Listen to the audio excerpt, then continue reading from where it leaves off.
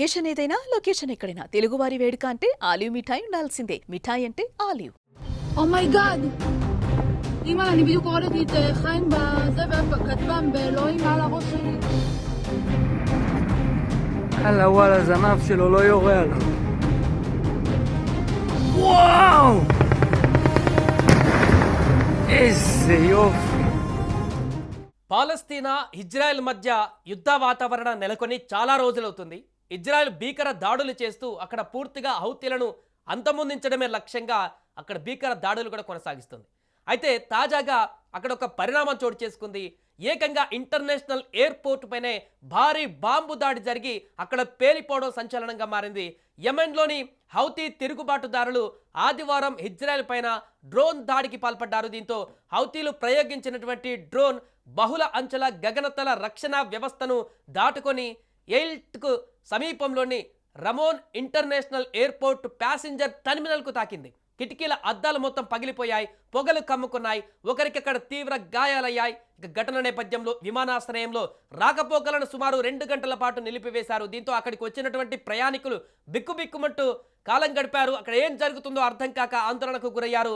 బాంబులు తమ మీద పడిపోతాయో అనేటువంటి ఆందోళనతో వారందరూ కూడా భీతావహ వాతావరణంలోకి వెళ్ళిపోయారు. ఇక కొన్ని విమానాలను అక్కడ వెంటనే దారి మళ్లించారు. హౌతీలు ప్రయోగించినటువంటి 3 డ్రోన్లను తమ భూభాగంలోకి ప్రవేశించక మునుపే కూల్చివేసినట్లుగా అంతకుముందు ఇజ్రాయెల్ ఆర్మీ తెలిపింది.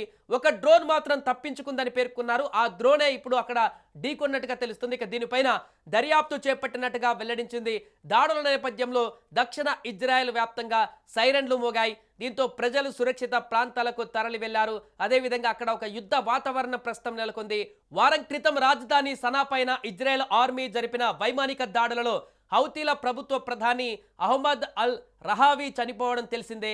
తమ ప్రత్యేక మిలిటరీ ఆపరేషన్తో శత్రుదేశం విమానాశ్రయాల భద్రత లేదన్న విషయాన్ని రూఢి అయ్యిందని హౌతీ ప్రకటించుకుంది. ఈ యొక్క దాడి తర్వాత పాలస్తీనాకు మద్దతు తెలుపుతున్నటువంటి హౌతీలు తరచూ ఇజ్రాయెల్ పైకి దాడులకు దిగుతున్నారు.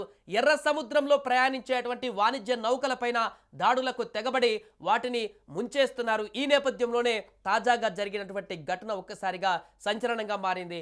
గాజా నగరంలో చేపట్టినటువంటి భారీ ఆపరేషన్ కొనసాగుతుందని అటు ఇజ్రాయెల్ ప్రధాని బెంజమిన్ నెతన్యాహు కూడా ప్రకటించారు. హమాస్కు పట్టున్నటువంటి గాజా, మరీ ముఖ్యంగా గాజా నగరం నుంచి హమాస్ను నిర్మూలించడమే లక్ష్యమని కూడా తెలిపారు.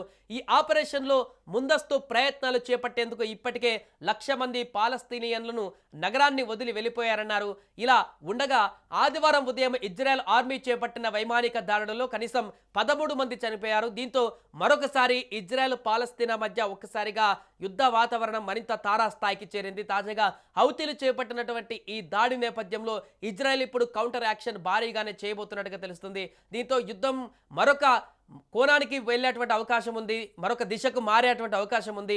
హౌతీల పైన ఇప్పుడు ఇజ్రాయెల్ భారీ ఎత్తుననే ఈ యొక్క దాడులకు తెగబడేటువంటి అవకాశం ఉంది. ఏదేమైనా కూడా అంతర్జాతీయ విమానాశ్రయం, ప్యాసింజర్స్ విమానాశ్రయం వద్దనే నేరుగా అక్కడ విమానాలు ఉండగానే టెర్మినల్స్ పైన ఈ యొక్క బాంబుల దాడి జరగడం, డ్రోన్ తోటి బాంబు దాడి జరగడం ఒక్కసారిగా అక్కడ ఉద్రిక్త వాతావరణానికి కారణమైంది. అంతేకాకుండా ప్రపంచ దేశాలకు సవాల్ విసిరింది.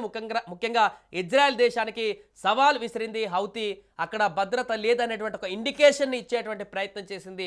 దీనికి ఖచ్చితంగా కౌంటర్ గట్టిగా ఇస్తామంటూ కూడా అటు ఇజ్రాయెల్ చెప్తుంది. సుమన్ టీవీలో మీ పర్సనల్ అండ్ బిజినెస్ ప్రమోషన్స్ కోసం కింది నెంబర్కి కాంటాక్ట్ చేయండి. డ్రగ్స్, గంజాయి లాంటి చెడు వ్యసనాలకు దూరంగా ఉండండి. తాత్కాలిక ఆనందం కోసం జీవితాలని నాశనం చేసుకోవద్దు. డ్రగ్స్ విక్రయాలు, దందాలు నిర్వహిస్తే 1800599696 టోల్ ఫ్రీ నంబర్ కి కాల్ చేయండి. డ్రగ్స్, గంజాయిని నిర్మూలిద్దాం, భవిష్యత్తును కాపాడదాం.